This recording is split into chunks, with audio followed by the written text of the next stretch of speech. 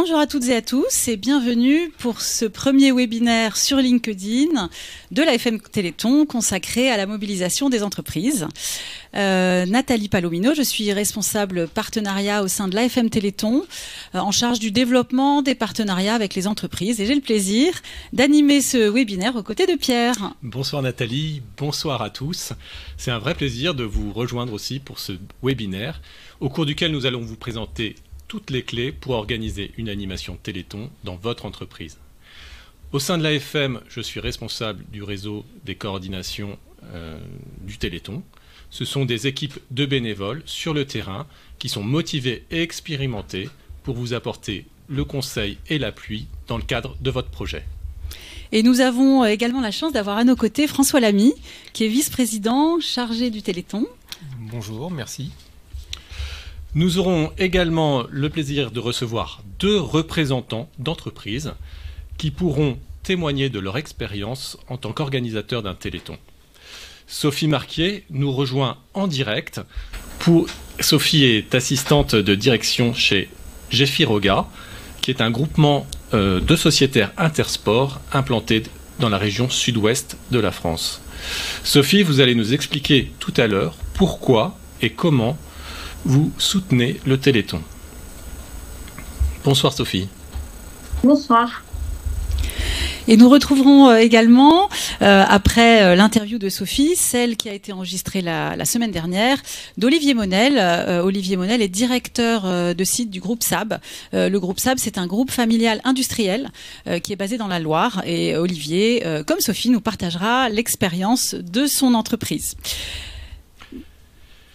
Pour la réussite de ce webinaire, nous sommes accompagnés à la technique par Gilda et également Christophe qui assurera la modération. Christophe, je te laisse nous expliquer comment nous pouvons poser des questions tout au long de ce webinaire à nos invités. Et tout à fait, bonsoir, bonsoir à tous les trois et bonsoir à tous les amis qui suivent ce webinaire en direct sur LinkedIn. Vous pouvez interagir avec nos intervenants du jour. Pour ce faire, rendez-vous dans la rubrique commentaires de l'événement LinkedIn et vous pourrez y poser toutes vos questions et je m'en ferai le porte-parole à la fin de ce webinaire. Bon direct à tous. Merci Christophe. Et donc je me tourne vers François. François, vous êtes vice-président de l'AFM Téléthon. Vous êtes aussi une personne concernée par la maladie et c'est le point de départ de votre engagement. Est-ce que vous pouvez nous en dire plus sur votre parcours au sein de notre association ? Oui, bien sûr. Donc je suis François Lamy. Je suis le papa de Lucas, 17 ans, atteint de myopathie de Duchenne, qui est la maladie emblématique du Téléthon, à l'origine de la création du Téléthon il y a bien longtemps, il y a plus de 60 ans. Je suis membre du conseil d'administration depuis 2012, vice-président depuis 2017. Et au cours de cette dernière décennie, j'ai eu la chance d'être un témoin privilégié de l'arrivée des premières thérapeutiques pour les premières maladies neuromusculaires, ces thérapies géniques, dont on vantait les mérites, dont on espérait qu'elles fonctionnent. Et aujourd'hui, on a démontré que ça fonctionnait dans quelques rares pathologies, trop rares pathologies.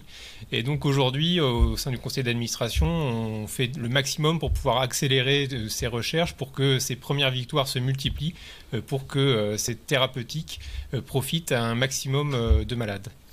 Alors mon histoire avec l'association est en réalité beaucoup plus ancienne, puisqu'il y a une trentaine d'années déjà, je participais au Téléthon dans la petite ville où j'habitais alors, j'étais enfant. Donc c'était un village et il y avait une course qui était organisée autour du bourg du village. Et donc c'était au moment de l'hiver, de décembre, une vraie fête dans tout le village où tout le monde se rassemblait et tout le monde donnait à la main à la pâte pour pouvoir faire en sorte que la fête soit réussie. Et parmi ceux-là, je me souviens du menuisier qui construisait l'estrade, du maçon qui prêtait sa camionnette, une petite entreprise agroalimentaire qui fournissait le ravitaillement pour les coureurs. Et tout ça dans une très très bonne humeur. Et 30 ans après, on peut dire que le Téléthon n'a pas tant changé que ça. C'est toujours cette même fête populaire, cette même ferveur locale. Et c'est vrai que le Téléthon est véritablement ancré dans les territoires, vraiment farouchement ancré dans les territoires. Et l'espace d'un week-end, c'est vraiment le cœur battant de tout un pays, de toute la France. Et évidemment, cette vie locale fait écho.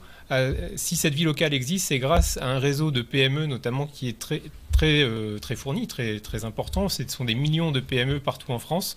Et donc, il y a vraiment une résonance entre la mobilisation du Téléthon pendant un week-end et le travail que vous faites au quotidien tout au long de l'année.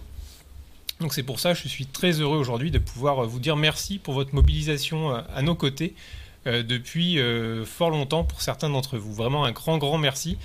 Si ces premières réussites ont été possibles, je vous ai parlé des premières thérapies géniques, c'est aussi grâce à vous et grâce à cette mobilisation, et c'est important que vous le sachiez et que je puisse vous le dire.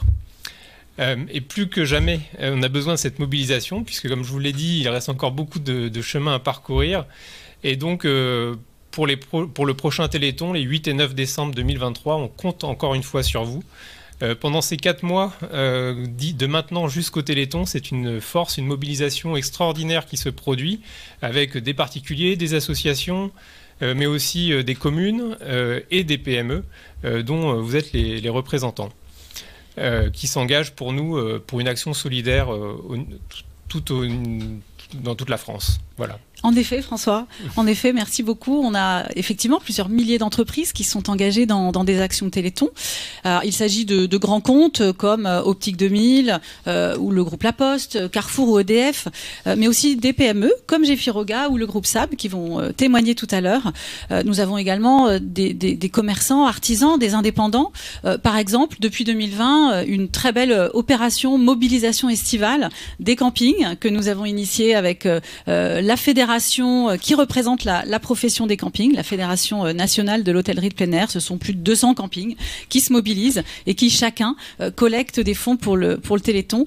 Alors c'est vrai que depuis quelques années, on a la chance d'observer une certaine augmentation du nombre d'entreprises mobilisées pour le Téléthon, mais il y a encore une très belle marge de progression puisque la France compte aujourd'hui plus de 4 millions d'entreprises, 95% d'entre elles sont des PME, TPE, et dans un contexte où nous avons des besoins croissants, 3 millions de personnes concernées par des maladies, les maladies rares, et que dans l'autre sens, on parle de responsabilité sociétale des entreprises, qu'on appelle la RSE. On pense que le Téléthon peut être une réponse à une démarche d'engagement de votre part. Vous êtes au cœur de nos régions, François l'a rappelé, de nos départements, de nos villes. C'est vous qui créez ce tissu aussi, au même titre que les communes, les associations ou les particuliers. Et donc, vous avez un rôle à jouer pour contribuer à cette révolution médicale qu'a initié le Téléthon, pour nous aider aussi à accompagner les malades, puisque au jour le jour, nous avons des services implantés dans vos régions qui accompagnent les personnes malades de maladies neuromusculaires. Alors, pour faire tout ça, il faut nous aider à faire grimper ce compteur. Et cette mobilisation qui nous apporte à nous, à FM Téléthon, peut vous apporter, bien évidemment, à vous aussi, dans votre démarche, soit de RSE, soit de fédération de vos équipes. C'est vrai que cet apport-là, Nathalie, tu as bien raison de le souligner parce que nous avons l'habitude, dans la collaboration que nous mettons en place avec les entreprises, de parler de partenariat. Les entreprises deviennent vraiment partenaires du Téléthon et on réalise à quel point il est important pour une entreprise de se mobiliser pour une cause qui fédère. Et le Téléthon est une cause qui fédère l'ensemble de vos collaborateurs. Et on sait à quel point aussi la problématique de recrutement, de fidélisation, de motivation des salariés est importante pour vous. Et c'est pour ça qu'en vous proposant de rejoindre notre combat et de mener une action pour le Téléthon, c'est véritablement participer à une action collective dans laquelle vous allez retrouver de la visibilité au niveau de votre territoire et marquer encore plus fort votre ancrage dans ce tissu local, associatif, mais également de PME, de TPE, d'entreprises et de partenaires. Donc, il y a énormément de possibilités de se mobiliser qui peuvent être adaptées à chacune de vos situations. Et Nathalie, est-ce que tu peux nous dire en quelques mots, voilà, des exemples concrets d'animation ? Oui, bien sûr. Alors, l'objectif majeur du Téléthon, vous connaissez le Téléthon. Le Téléthon, c'est le compteur. Donc, nous, notre objectif, c'est de faire grimper le compteur, de faire en sorte que la collecte du Téléthon soit la plus élevée possible. Alors, pour ce faire, il y a différentes possibilités. Vous pouvez d'abord faire un don. Un certain nombre d'entre vous le font déjà et on les remercie pour ce don. On voit la page, le formulaire de don de la FM Téléthon qui s'affiche sur l'écran. Donc, tout simplement, faire un don. don sur le site afm-téléthon.fr, ce don peut être assorti d'une réduction fiscale. En tant qu'entreprise, vous pouvez également inciter vos clients à faire un don. Ça peut être par exemple pour un commerçant de proposer à toutes les personnes qui passent en caisse de faire un don de quelques centimes ou d'1 €. Ça peut être pour une entreprise qui a une base de données de clients numérisée, de leur envoyer un email pour les inciter à faire un don pour le Téléthon. Donc tout simplement, le don, c'est déjà une première étape pour faire grimper ce compteur.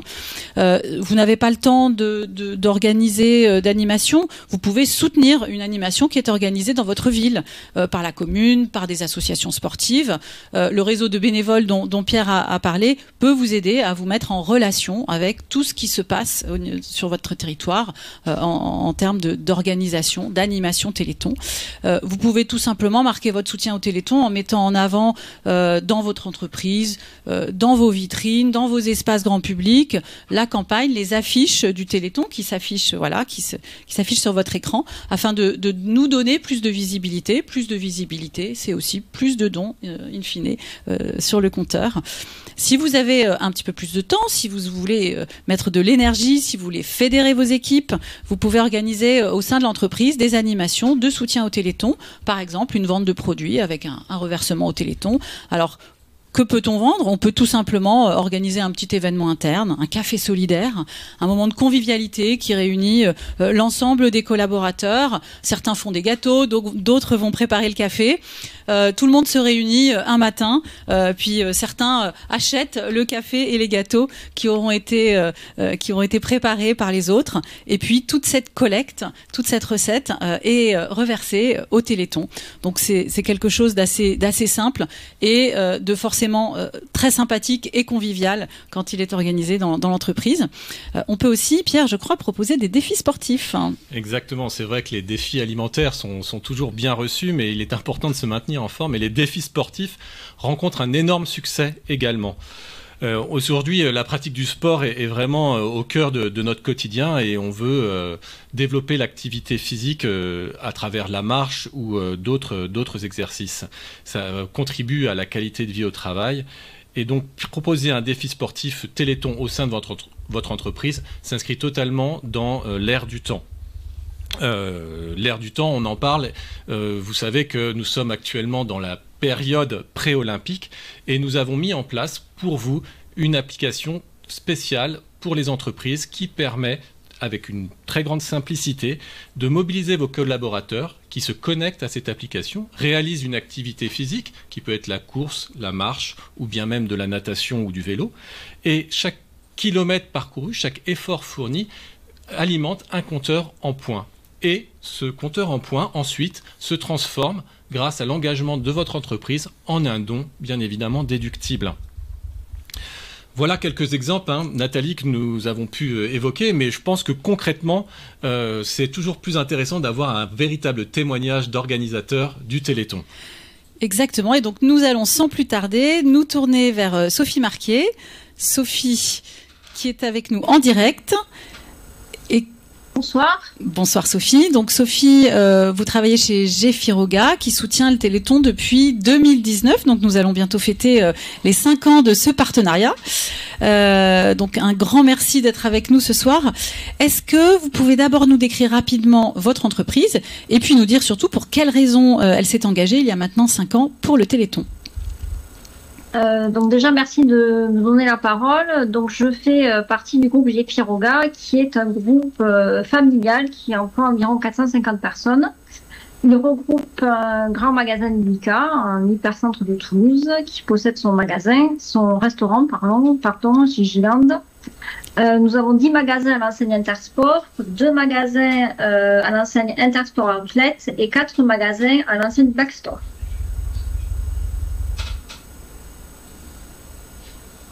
Alors effectivement, l'aventure Téléthon a commencé il y a 5 ans. C'est notre ancien directeur du magasin Intersport de Castres qui nous a décidé à suivre l'aventure Téléthon. Ce qui nous a séduit avant tout, c'est de faire participer nos équipes et nos clients plus que de faire un don. La possibilité aussi de faire participer nos équipes et nos clients nous a permis de donner du sens aux dons financiers que l'on faisait. Et Sophie, je crois que la rencontre avec un bénévole du Téléthon dans votre région a été aussi quelque chose d'assez important pour votre mobilisation. Oui, effectivement, la rencontre avec Philippe Guillon, que je remercie pour son accompagnement, a été un facteur déterminant parce que pouvoir être accompagné par un référent régional et avoir un interlocuteur de proximité, c'est important pour un groupe à vocation régionale comme le nôtre. Et Sophie, quelles animations avez-vous organisées et surtout comment les avez-vous organisées ? Alors dans un premier temps, nous organisons des animations en magasin. Nos clients ont la possibilité de faire du vélo, du rameur, du tapis de course. Ils cumulent des points qui vont se transformer en dons. Donc c'est très facile à réaliser. Le matériel est installé à l'entrée de nos magasins. Un welcomer est chargé d'accueillir les clients et les invite à participer. Nous nous faisons aider aussi par des bénévoles du Téléthon qui répondent toujours présents, par des partenaires locaux, des associations et même des écoles.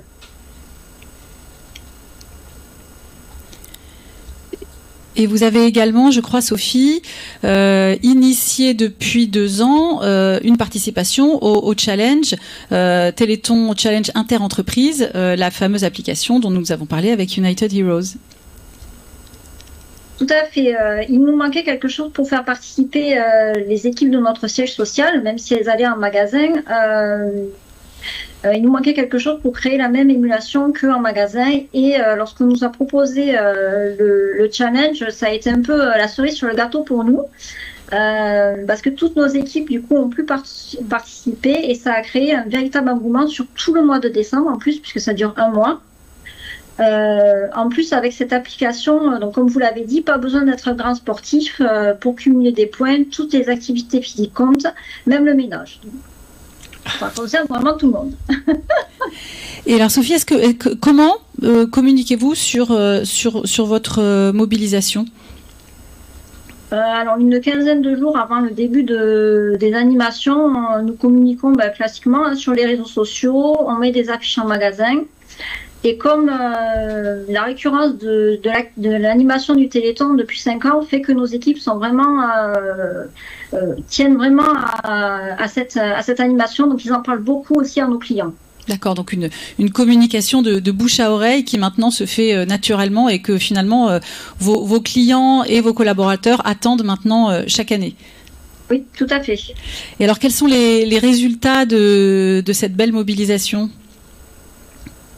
Alors, on a donc donné près de 50 000 euros de dons au Téléthon avec plus de 2000 participants, 13 000 kilomètres parcourus et surtout beaucoup de sourires et de bonne humeur et de paillettes de gratitude, comme diraient nos équipes de Gigiland. Et donc, cette mobilisation apporte beaucoup à votre entreprise ? Oui, l'ensemble de nos collaborateurs participent, donc ça c'est primordial pour nous. Et même si le sujet est grave, comme l'a dit Monsieur Lamy, cette mobilisation pour nous est une véritable fête et on y tient beaucoup. C'est un temps fort dans notre calendrier. Dès le mois de septembre, nos équipes nous interrogent pour savoir si on continue avec le Téléthon et quelle est la date. C'est un grand moment de rassemblement à l'image même de la FM Téléthon. Écoutez Sophie, un grand merci pour ce très beau témoignage.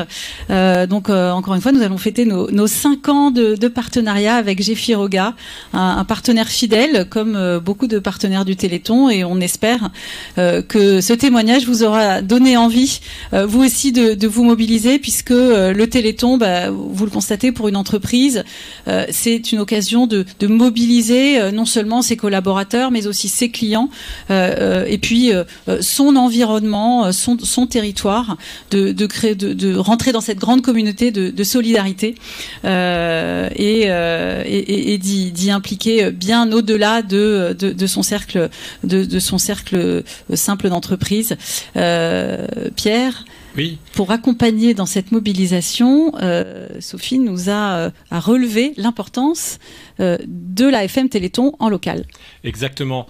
Parce que finalement, l'AFM Téléthon, ce n'est pas une association nationale, mais c'est une association qui était également composée de coordination, c'est-à-dire de représentants dans chacun des départements.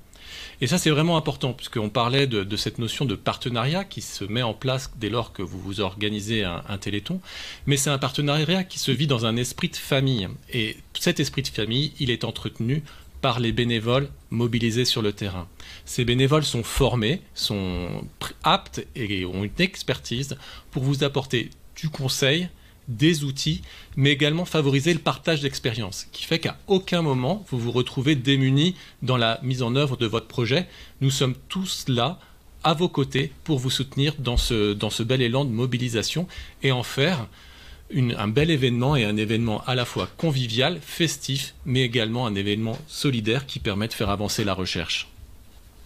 Et d'ailleurs, vous pouvez retrouver les coordonnées de la coordination de votre secteur sur le site de l'AFM Téléthon. Vous voyez l'écran qui s'affiche, qui s'affiche en direct sur afm-téléthon.fr /liste des coordinations. Vous tapez le nom de votre ville ou le code postal de votre ville, pardon, et automatiquement l'adresse et les coordonnées de votre coordination vont s'afficher. On passe maintenant à un deuxième témoignage, Pierre. Exactement, je suis allé sur le terrain rencontrer Olivier Monel du groupe SAB, avec qui j'ai eu la chance de discuter, et voici donc l'interview que nous avons fait ensemble. Bonjour Olivier, merci de nous rejoindre pour ce webinaire sur la mobilisation des entreprises. Bonjour Pierre. Et de nous accorder quelques minutes pour témoigner de ton expérience d'organisateur du Téléthon dans ton entreprise, le groupe SAB. Alors, dans un premier temps, je te laisse la parole pour te présenter et puis également nous dire quelques mots sur le groupe SAB. Oui, bonjour. Donc, je suis directeur du site de SAB Belmont, donc un site de production du groupe SAB. Le groupe SAB, c'est une entreprise historiquement basée dans la Loire et on va dire en Rhône-Alpes maintenant et Bourgogne-Franche-Comté pour la plupart de ces sites. Et on est environ 750 salariés dans ce groupe. On est spécialisé dans la fabrication de pièces de fonderie qu'on usine derrière et qu'on propose à nos clients, soit assemblées, soit peintes pour diverses activités de l'industrie et de l'automobile. Donc tu es directeur d'un de ces sites et également investi dans la mission RSE du groupe. Alors oui, puisque depuis quelques années maintenant, on a créé ce qu'on a appelé le comité RSE, qui regroupe les patrons des sites, mais également quelques salariés volontaires. C'est un comité qui se réunit une fois par mois environ pour lancer une stratégie sur divers axes de la démarche RSE. Donc c'est dans ce cadre-là, effectivement, en 2022, qu'une réflexion s'est ouverte pour identifier une action de solidarité dans le cadre de ce plan RSE. Oui, tout à fait. Donc, en fin d'année 2021, il était question de construire le projet 2022 sur l'axe sociétal. Et du coup, notre directeur général nous a demandé de lui faire des propositions. C'était à quelques jours, semaines avant le traditionnel week-end, le premier week-end de décembre. Et quand j'ai vu ma télévision en décembre et que j'ai vu un petit garçon qui s'appelle Martin, que je connais, sur le plateau du Téléthon, j'ai pensé effectivement à l'AFM pour s'associer à cette organisation qui pouvait rentrer dans notre démarche. Dans ce cadre-là, du coup, j'ai proposé de faire visiter à Martin, ce petit garçon qui est passionné de technologie, de faire visiter mon site de production. Et c'est là où mon patron m'a demandé de faire mieux que ça et d'organiser quelque chose à l'échelle du groupe. Et c'est comme ça qu'est né le projet. D'accord. Donc il y a eu effectivement cette première rencontre avec Martin, et puis ensuite il y a eu une rencontre avec le Téléthon et qui t'ont donné les éléments pour mener à bien ces actions-là. Est-ce que pour toi, quels ont été les points essentiels pour démarrer ton projet ?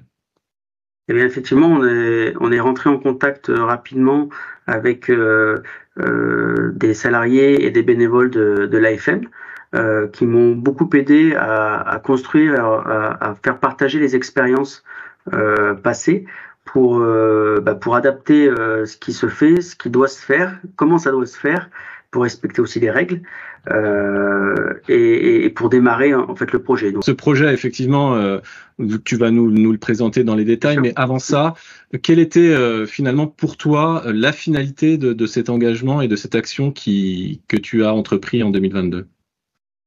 Évidemment, au-delà de l'engagement RSE et du lancement d'un projet dans le cadre de notre démarche, il y avait aussi et surtout la volonté d'apporter des dons à l'AFM. Hein. Donc, l'idée première étant de faire visiter les sites, mon site à Martin. On a fait visiter tous les sites en fait du groupe SAB, tous les sites français. À l'occasion de ces visites, on a monté un petit stand pour que nos salariés puissent venir s'informer sur ce qu'est l'AFM, sur les maladies, sur l'action qu'on était en train de mener. On a bien sûr communiqué en amont des visites. Et Martin est allé à la rencontre avec ses parents, ses frères et sœurs et moi-même. On est allé à la rencontre de tous les salariés directement sur leur poste de travail. Le but étant de leur offrir la possibilité de faire un don dans le cadre de notre projet. Donc pour ça, on les a mobilisés autour d'une page de collecte qui a été ouverte aussi grâce aux discussions qu'on a pu avoir avec l'AFM. On a créé le don d'heures, donc c'est des heures de leur temps de travail qui est donné sous forme de don à l'AFM et qui est transformé en euros derrière par la société. Ça peut être des heures, des RTT, des jours de congé. Donc ils avaient la possibilité de s'associer de cette façon. Et puis on est passé d'un site à l'autre comme ça tout au long de l'année. En parallèle de cette action visite, qui était aussi l'occasion de créer beaucoup de team building, au-delà de ces visites, on a eu l'occasion de s'associer avec des fournisseurs qui se sont associés au projet, qui ont fait des dons en matériel.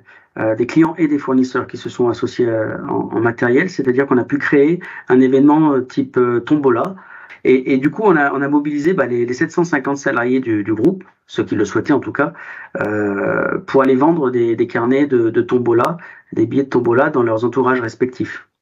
Une petite organisation logistique tout de même, mais à la fin, une récolte très intéressante. Et puis, un tirage de la tombola en fin de projet, qui était aussi un moment très convivial avec les équipes qui étaient conviées à cette soirée qu'on a organisée pour aussi clôturer le projet. Donc 3 actions majeures pour résumer: la capacité de faire un don d'heures proposé à l'ensemble des collaborateurs. Donc là, il y avait une organisation avec la direction RH certainement pour faire en sorte que ce dispositif soit fluide. Et en fait, c'est très simple. Il suffit de demander aux salariés via une petite feuille et un engagement, une signature de la part du salarié sur ce qu'il souhaite donner, si c'est des jours, si c'est des jours de congé, des RTT ou des heures. En fonction de son choix, derrière, c'est collecté de manière bien sûr rigoureuse. On tient à jour une comptabilité pour transformer en fait ces heures en euros et au lieu de payer l'heure aux salariés, cet argent est mis sur un compte comptable pour ensuite faire un virement à l'AFM.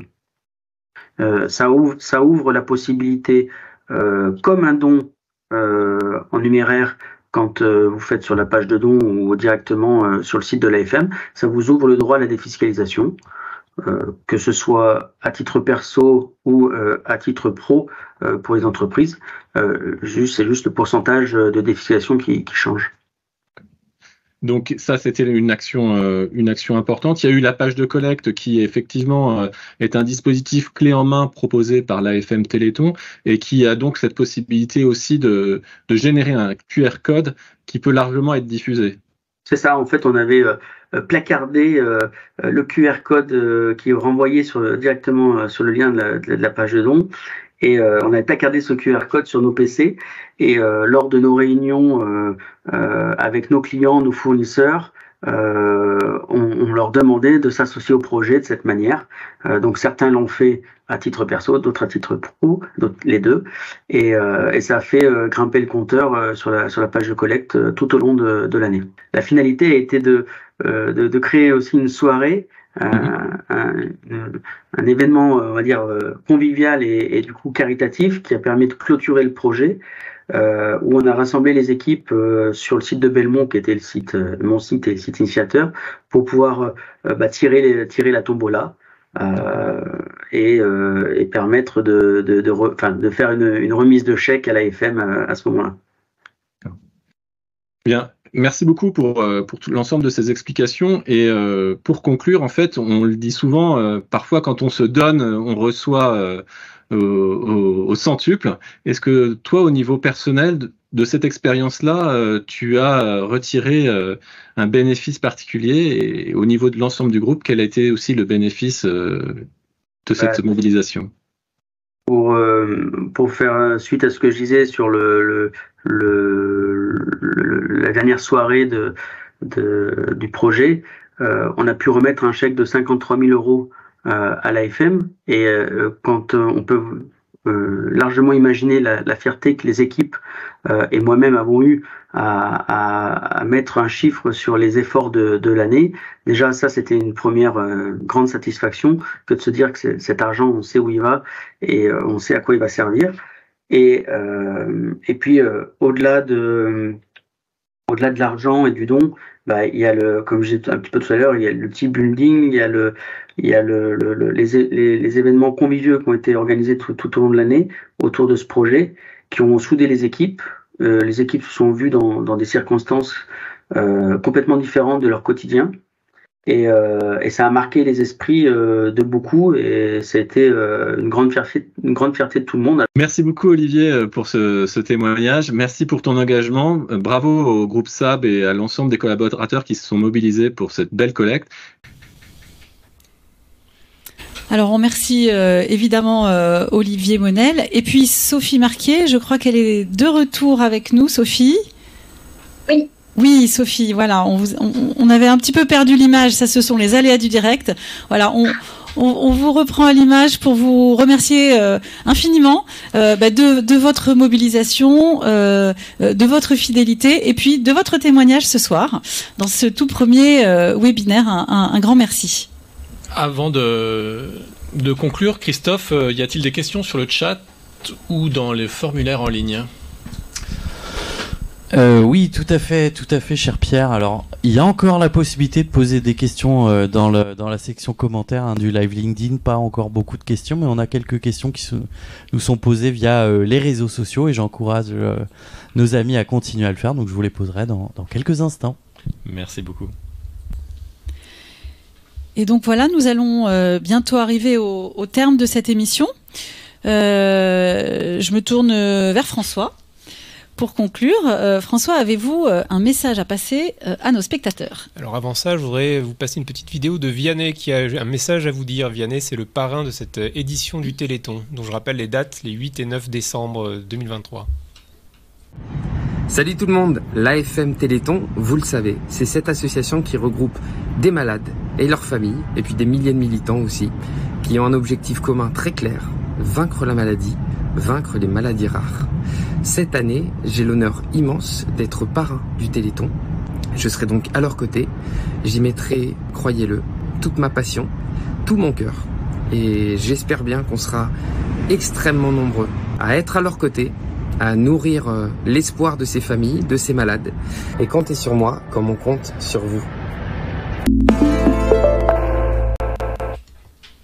Alors on me signale qu'il y a des questions. Christophe. Oui. Alors, on nous pose cette question. Est-ce que ça prend beaucoup de temps d'organiser une animation Téléthon ? Alors ça, c'est une excellente question, Christophe. Alors, tout dépend du temps qu'on a, en fait. Si on n'a pas du tout de temps, on peut tout simplement faire un don. comme on vous l'a dit, on peut se connecter sur le site internet du Téléthon pour faire un don.